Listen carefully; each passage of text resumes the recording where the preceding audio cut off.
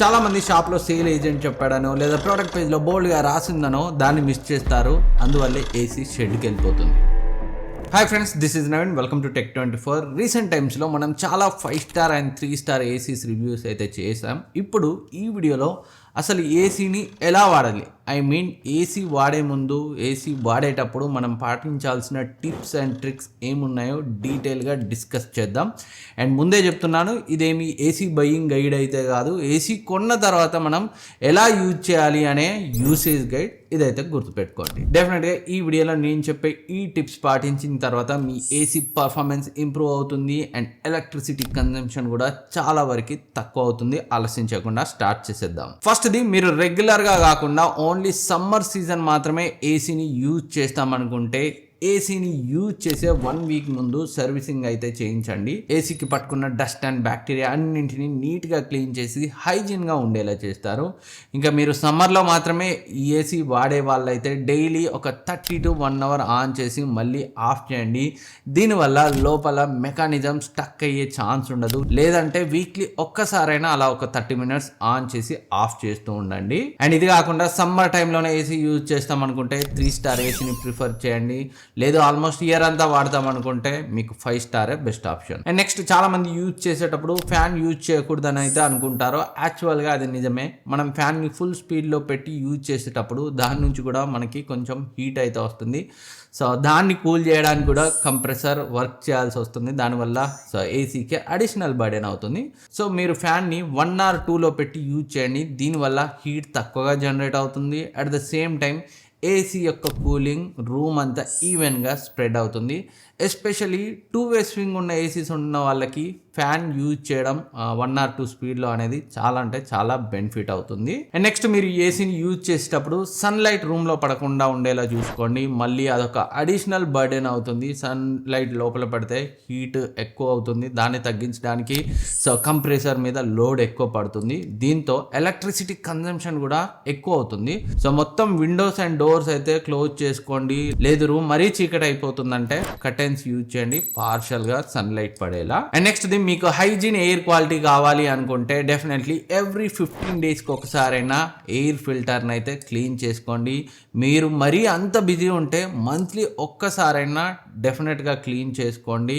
ఎక్కువ రోజులైతే అసలే ఇగ్నోర్ చేయకండి. మళ్ళీ డస్ట్ పేరుకుపోయి కంటామినేటెడ్ ఎయిర్ అయితే మనకి ఏసీ నుండి వస్తుంది. అదే మనం పీల్చుకోవాల్సి వస్తుంది. దానివల్ల మనకి cough related, cold related issues అయితే వస్తాయి. అండ్ కూలింగ్ ఎఫిషియన్సీ కూడా తగ్గిపోతుంది. అలాగే కూలింగ్ తగ్గింది కదా అని ఏసీలో మనం టెంపరేచర్ తగ్గిస్తాం.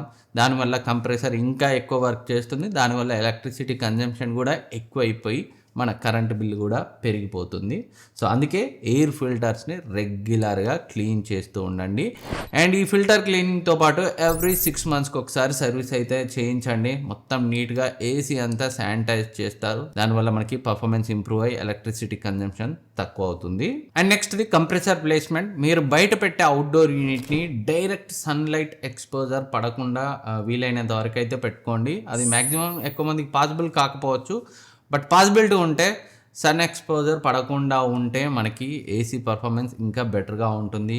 సో ఆ అవుట్డోర్ యూనిట్ పెట్టే ప్లేస్లో ఏదన్నా నీడ పడేలా లేదా చెట్టు నీడ పడేలా అలా ఉండేలా చూసుకోండి. సో మీకు ఏసీ పర్ఫార్మెన్స్ బెటర్గా ఉంటుంది. ఆబ్వియస్లీ ఎలక్ట్రిసిటీ కన్జంప్షన్ కూడా తగ్గుతుంది. అండ్ నెక్స్ట్, మీరు కూలింగ్ టెంపరేచర్ 24 degrees సెంటీగ్రేడ్లో పెట్టి యూజ్ చేయడానికి ట్రై చేయండి. మరీ ఎక్కువ హీట్ ఉంటే తప్పితే 16, 18 అంత అయితే తగ్గించకండి. ఎందుకంటే మీరు ఒక్కో డిగ్రీ తగ్గించకొద్దీ కరెంటు బిల్లు కూడా అలా పెరుగుకుంటూ పోతుంది. ఇలా మీరు 24 degrees సెంటీగ్రేడ్లో సఫిషియంట్ కూలింగ్ని ఎక్స్పీరియన్స్ చేయాలంటే ఫస్ట్ మీరు మీ రూమ్ సైజ్కి తగినట్టుగా ఏసీని అయితే తీసుకోవాలి.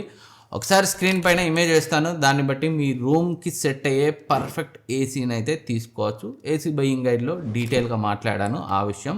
రూమ్ సైజ్ మాత్రమే కాకుండా చాలా క్రూషియల్ థింగ్స్ ఉంటాయి ఏసీ కొనే ముందు. అందుకే dedicated AC buying guide video చేసి పెట్టాను. ఆ వీడియోని అయితే మిస్ చేయకుండా చెక్ చేయండి. అండ్ నెక్స్ట్, ప్రజెంట్ చాలా వరకు బ్రాండ్స్ అన్ని కూడా స్మార్ట్ ఏసీస్ని లాంచ్ చేస్తున్నాయి. సో కొన్ని బ్రాండ్స్ ఇంకా తీసుకురావాల్సి ఉంది. అండ్ మీరు స్మార్ట్ ఏసీస్ రాకముందు, వైఫై సపోర్ట్ లేకముందే ఏసీ కొన్నట్లయితే సో డెఫినెట్గా మీ ఏసీకి స్మార్ట్ ప్లగ్ని యూజ్ చేయడం చాలా అంటే చాలా మంచి ఆప్షన్. ఈ స్మార్ట్ ప్లగ్ని ఏసీ పవర్ కేబుల్కి ఫిక్స్ చేసి వైఫైతో కనెక్ట్ చేస్తే సరిపోతుంది. ఇంకా ఆ ప్లగ్ యొక్క బ్రాండ్ అప్లికేషన్ని ప్లే స్టోర్ నుంచి డౌన్లోడ్ చేసుకొని మీరు ఏసీని అయితే కంట్రోల్ చేయొచ్చు, ఆన్ ఆఫ్ చేయొచ్చు, టైమర్ షెడ్యూల్ చేసుకోవచ్చు. అండ్ అన్నింటికంటే ఇంపార్టెంట్ ఎనర్జీ కన్జంప్షన్ ఎంత ఉందో సో మీరు ఆ స్మార్ట్ ప్లగ్ సంబంధించిన యాప్లో చూడొచ్చు మీ ఏసీ ఎంత పవర్ని కన్జ్యూమ్ చేస్తుంది. సో 1 వీక్కి ఎలా ఉంది, 1 మంత్కి ఎలా ఉంది అన్నీ చూడొచ్చు. అండ్ ఇప్పుడు చాలా smart plugs Google home app సపోర్ట్తో కూడా వస్తున్నాయి. సో అప్లికేషన్ పరంగా మేజర్ ప్రాబ్లం అయితే ఉండదు. ఇంట్రెస్ట్ ఉంటే ఈ స్మార్ట్ ప్లగ్స్ని ట్రై చేయండి. ఏసీకి సూట్ అయ్యే స్మార్ట్ ప్లగ్స్ని నేను ఇక్కడ ట్యాగ్ చేస్తాను, క్లిక్ చేసి చూడండి. అండ్ నెక్స్ట్ ఇది చాలా మంది ఏసీ ఆన్ చేశాక ఒక 30 minutes 1 hour రూమ్ చిల్ అయ్యే వరకు ఆన్ చేస్తారు. రూమ్ కూల్ కాగానే మళ్ళీ వెంటనే ఆఫ్ చేసి ఫ్యాన్ వేస్తారు. ఇలా ప్రతి 2 hours ఆన్ ఆఫ్ చేస్తూనే ఉంటారు. ఇలా చేసి చాలామంది ఎలక్ట్రిసిటీ సేవ్ చేసామని అయితే అనుకుంటారు. యాక్చువల్గా ఇలా చేయడం వల్ల పవర్ బిల్ ఇంకా ఎక్కువ అవుతుంది. మీరు ఇలా చేసిన ప్రతిసారి కంప్రెసర్ మళ్ళీ ఫస్ట్ నుంచి కూలింగ్ సైకిల్ని అయితే కంప్లీట్ చేయాలి. లైక్ ఎయిర్ను ఫిల్టర్ చేయాలి, కాపర్ కాయిల్స్లో గ్యాస్ని నింపాలి, ఇలా చాలా ఉంటాయి. దీనివల్ల ఇంకా ఎక్కువ పవర్ కన్జ్యూమ్ అవుతుంది. అందుకే ఇప్పుడు మనకు అన్నీ కూడా ఇన్వర్టర్ ఏసీసే వస్తున్నాయి. సిచ్యువేషన్ బట్టి అదే స్పీడ్ని అడ్జస్ట్ చేసుకుంటుంది. ఎక్కడ కంప్లీట్గా ఫ్యాన్ రొటేషన్ స్టాప్ అవ్వదు, కాన్స్టాంట్గా తిరుగుతూనే ఉంటుంది.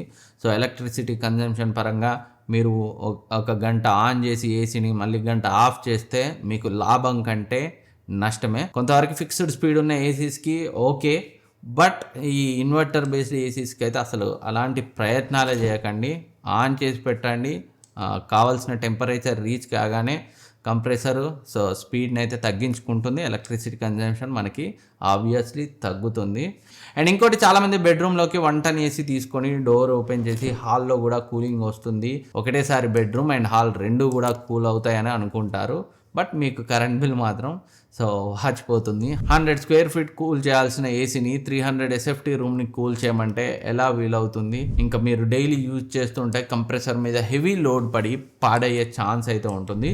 సో ఇలాంటి పనులు అయితే చేయకండి. ఆబ్వియస్లీ ఎప్పుడోసారి సో కాసేపు అంటే ఓకే, బట్ మీరు కంటిన్యూస్గా గంటలు బెడ్రూమ్ నుంచి ఈ హాల్ అంతా కూల్ కావాలని ఓపెన్ చేసి పెడితే కంప్రెసరు మీద లోడ్ ఎక్కువ పడుతుంది, ఎలక్ట్రిసిటీ కన్జంప్షన్ పెరుగుతుంది, అండ్ షెడ్ కూడా త్వరగా పోతుంది. అండ్ నెక్స్ట్ ఇది చాలామంది బెడ్రూమ్లో ఏసీ వాడుతుంటారు, కాకపోతే డోర్ కింద మనకి సో ఆ టైల్స్కి డోర్కి మధ్య గ్యాప్ ఉంటుంది. ఆ గ్యాప్ నుంచి కూడా ఎయిర్ అయితే ఆ కూలింగ్ అయితే లీక్ అవుతుంది. సో దీన్ని ప్రివెంట్ చేయడం కూడా చాలా ఇంపార్టెంట్. అప్పుడే మీకు రూమ్ ఫాస్ట్గా కూల్ అవుతుంది అండ్ కంప్రెసర్ మీద లోడు తగ్గుతుంది. సో దీనికోసం మీ ఆ డోర్కి టైల్స్కి మధ్య ఉన్న గ్యాప్ ఫిల్ చేయడం కోసం door stoppers and dust protectors అని దొరుకుతాయి. 200-300 అంతే ప్రైస్ ఉంటాయి. చూడ్డానికి చిన్న ప్రోడక్ట్ లానే కనిపిస్తుంది కానీ అవి మనకి చాలా సేవ్ చేస్తాయి. అందుకే ఆ డోర్ స్టాపర్ ఎయిర్ లీకేజ్ ప్రొటెక్టర్స్ని అయితే యూజ్ చేయండి. ఇక్కడ ట్యాగ్ చేస్తాను. మీ ఏసీ కూలింగ్ని సో లీక్ అవ్వకుండా హెల్ప్ చేస్తుంది. చాలా యూజ్ఫుల్ ప్రోడక్ట్, నేను పర్సనల్గా వాడతాను. అండ్ నెక్స్ట్ కన్వర్టబుల్ మోడ్స్ వాడండి. చాలామంది తెలుసో తెలియకో చిన్న రూమ్కి పెద్ద ఏసీ కొంటారు. లైక్ 100 SFT రూమ్కి 1.5 ton ఏసీ యూజ్ చేస్తుంటారు. అలాంటప్పుడు వేస్టేజ్ ఎక్కువ అవుతుంది. సో అందుకే ఈ మధ్య కాలంలో అన్నీ కూడా కన్వర్టబుల్ ఏసీస్ అయితే వచ్చాయి. మీ రూమ్ సైజుని బట్టి, మీ రూమ్లో ఉన్న మెంబర్స్ని బట్టి మీరు ఏసీ యొక్క కూలింగ్ కెపాసిటీని అడ్జస్ట్ చేసుకోవచ్చు. 40% నుంచి అప్ టు 120% వరకు. సో ఫర్ ఎగ్జాంపుల్ 100 SFT రూమ్కి 60 to 80%లో సెట్ చేసుకుంటే సఫిషియెంట్గా సరిపోతుంది. దీనివల్ల కరెంట్ బిల్ కూడా చాలా తక్కువ వస్తుంది. చాలామంది ఈ కన్వర్టబుల్ మోడ్స్ని యూజ్ చేస్తే ఏసీ చెడిపోతుందని అపోహపడుతుంటారు. బట్ అలాంటిది ఏం లేదు. మీరు తక్కువ కెపాసిటీలో సెట్ చేసుకున్నప్పుడు కంప్రెసర్ తక్కువ పవర్ని తీసుకుంటుంది, అలాగే స్పిన్నింగ్ కూడా స్లోగా తిరుగుతుంది. దానివల్ల కూలింగ్ అయితే కొంచెం తక్కువ ఉంటుంది. ఇంకా ఎక్కువ కావాలనుకుంటే మీరు 100% పెట్టుకోవచ్చు. బట్ మీకు అంత అవసరం లేదు అనుకుంటే 60%, 80% మోడ్లో కూడా మీరైతే ఏసీని వాడితే బెటర్. ఎలక్ట్రిసిటీ కన్జంప్షన్ అయితే మీకు బెటర్గా ఉంటుంది. అండ్ నెక్స్ట్ ఇది జనరల్గా చాలామంది ఏసీ కూలింగ్ రావట్లేదని కంప్లైంట్ చేస్తుంటారు. దానికి రీజన్స్ రెగ్యులర్గా ఏసీని సర్వీస్ చేయించకపోవడం, లేదా ఫిల్టర్స్ని రెగ్యులర్గా క్లీన్ చేయకపోవడం. లేదు ఈ రెండు మేము చేస్తున్నాము అయినా కూలింగ్ రావట్లేదు అంటే డెఫినెట్గా అక్కడ ఉన్న ప్రాబ్లం గ్యాస్ లీకేజే. సో అలా ఏమన్నా లీక్ అవుతుందా అనేది సో మీ మొబైల్లో ఇన్ కేస్ మీరు వాడేది వైఫై యాప్ సపోర్ట్ ఉన్న ఏసీ అయితే సో యాప్లో చూపెడుతుంది, లేదంటే ఏసీ డిస్ప్లేలో కూడా ఎర్రర్ని చూపిస్తుంది. అప్పుడైతే సర్వీస్ పర్సన్కి కాల్ చేసి ఒకసారి అయితే చెక్ చేపియండి. లేదు మీకు ఎర్రర్ కోడ్ చూపించట్లేదు, యాప్ సపోర్ట్ లేదు అనుకుంటే టెక్నీషియన్ని పిలిపించి ఒకసారి గ్యాస్ లీకేజ్ ఏమైనా ఉందా లేదా అనేది చెక్ చేయించుకోండి. గ్యాస్ లీకేజ్ ఉన్నా కానీ లేదా గ్యాస్ లేకపోయినా కానీ సో మీరు మరీ టెంపరేచర్స్ని ఏసీస్లో తగ్గించి వాడితే మీకు కావాల్సినంత కూలింగ్ రాకపోగా ఎలక్ట్రిసిటీ కన్జంప్షన్ అయితే ఎక్కువ ఉంటుంది. అండ్ నెక్స్ట్ చాలామంది షాప్లో సేల్స్ ఏజెంట్ చెప్పాడని లేదా ప్రోడక్ట్ పేజ్లో బోల్డ్ లెటర్స్తో స్టెబిలైజర్ ఫ్రీ అని రాసున్నారని స్టెబిలైజర్ వాడకుండా ఉంటారు. సో అలాంటి వాళ్ళకి సో మన టైం బాగాలేకపోతే కరెంట్ ఫ్లక్చువేషన్స్ వలన ఏసీ పోయింది అనుకోండి, అంతే సంగతి. వారంటీలో కూడా కవర్ అవ్వదు, వేలకు వేలు డబ్బులు వేస్ట్ అవుతాయి. అందుకే ఇంకో 2,000 3,000 పెట్టి మంచి స్టెబిలైజర్ కొనుక్కోండి.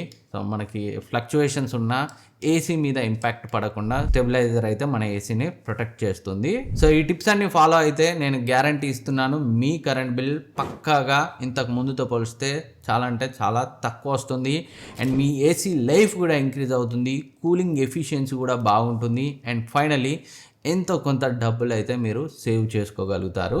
Thank you for watching. Next వీడియోలో మళ్ళీ కలుద్దాం. ఈ వీడియోలో నేను ఇచ్చిన ఇన్ఫర్మేషన్ మీకు కొంత హెల్ప్ అయింది అనిపించినా మర్చిపోకుండా సబ్స్క్రైబ్ చేసుకొని నన్ను సపోర్ట్ చేయండి. వీలైతే లైక్ చేయండి, హైప్ ఇవ్వండి. వీడియో ఎక్కువ మందికి రీచ్ అవుతుంది, మరిన్ని మంచి వీడియోస్ చేయడానికి నాకు మోటివేషన్ ఇస్తుంది. మళ్ళీ కలుద్దాం.